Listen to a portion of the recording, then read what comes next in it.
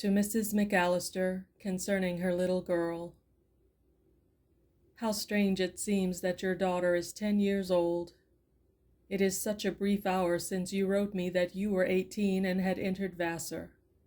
Having no children of my own to stand as milestones on life's highway, and keeping a very young heart in my breast all these years, it seems at times little less than impertinent in the children I have known to develop so rapidly into matrons and fathers. I am glad for you that the doctor has reached the desirable goal where he can rest from his laborious profession for 2 years, and take that journey abroad you have so long contemplated. And I am glad that you feel the satisfaction you say you do in never having left him alone for a whole season, as you once thought of doing.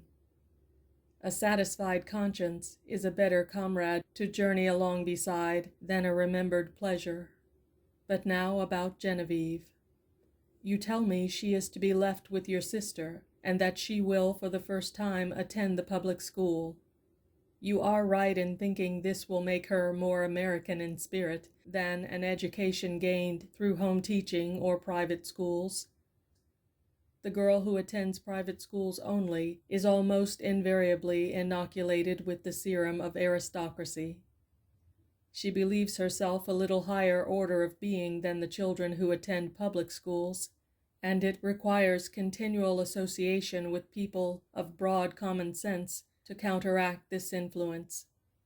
I know you and the doctor have exerted this influence, but your sister might not realize the necessity of making a special effort in that direction.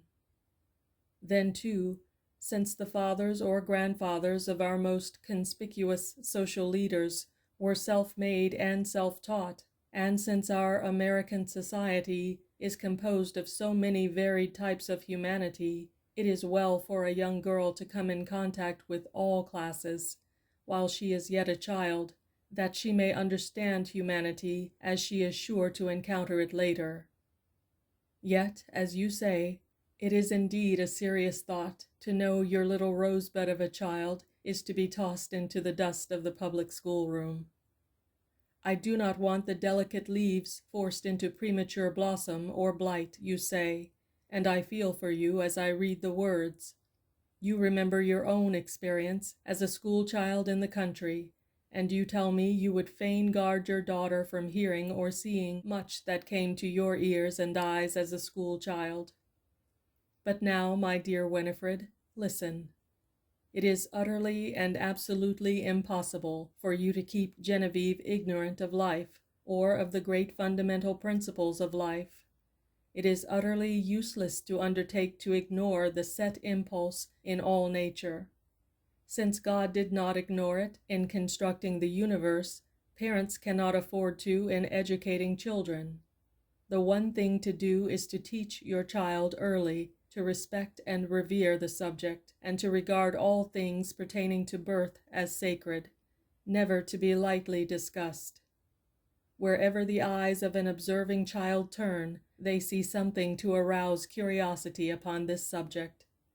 All literature, the Bible particularly, contains some reference to sex and birth. Unless you stuff the ears of children with cotton, they must hear expressions, suggestions, and references which necessitate explanations of the same vital subject.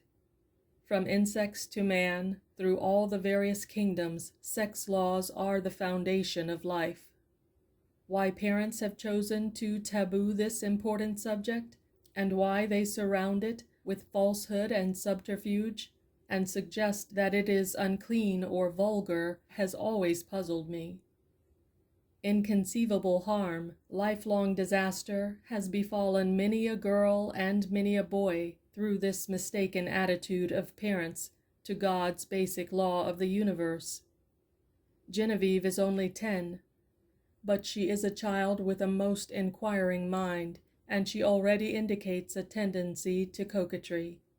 She prefers boys to dolls, and evidently finds them more interesting than girls. The things you would guard her from knowing, she is sure to learn in some undesirable and unfortunate manner, unless you prepare her for them with loving delicacy and refinement. My suggestion is that you take a plant and talk to her about its growth. Tell her how it springs from a seed and hides in the bosom of the earth, expanding until it bursts through and becomes the baby of Mother Earth. Tell her, too, of the bird life in the egg, and make her realize the mother impulse in all nature.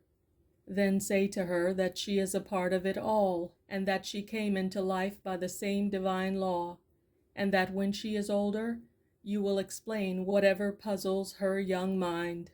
Tell her that she was carried under your heart, as the sprout was carried in the bosom of Mother Earth, and that it is a very holy and beautiful thing, so holy and so beautiful that the refined and sweet people of the world do not talk freely of the subject, but keep it like a religion for those very near to them. Then say, you will hear other children, who have not been told this by their mothers, speak rudely and even jest on the subject. They are to be pitied, for not knowing such jests are vulgar. But you must walk away from them and refuse to listen, after telling them your mother has explained all you need to know. Impress upon her that she is never to discuss the topic with anyone else unless you advise her to do so. I have known only 2 mothers who took this method with their children, but both succeeded in rearing beautiful and remarkable daughters and sons. For the sons were included in the talk by one mother, and they were ideal boys and gentlemen, popular with and respected by their comrades, in spite of their delicacy and reserve on subjects jested over by other boys. I am sure that you can protect Genevieve from the soil and shock you fear for her, by making her your confidant at this early age, and by convincing her of your loving companionship in the future. Under no other conditions would I for one day allow a little girl, or a little boy for that matter, to attend a public school. Not one parent in 1,000 realizes the moral dangers surrounding small children who go to and from school in country or city places. Many remember their own precocious education on forbidden topics, yet seem to imagine their children will be immune from such experiences.